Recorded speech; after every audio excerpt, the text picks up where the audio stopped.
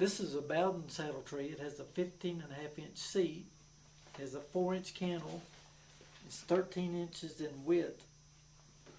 There's an 1.5 inch dish. The horn measures 3 1/4 tall from the top of the swell fork to the top of the cap there, and it measures 3.5 in diameter. The gullet width is 6.5, well, 6 1/4 by 8 inches tall. It's slightly shorter. This one measures 7 3/4, which I like. I like it to be a little squatty and not too tall. This is a real nice tree.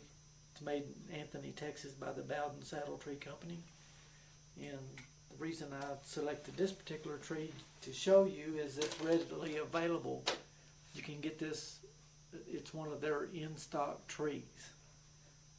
And they're fairly easy to get, and there's not a long waiting time for this.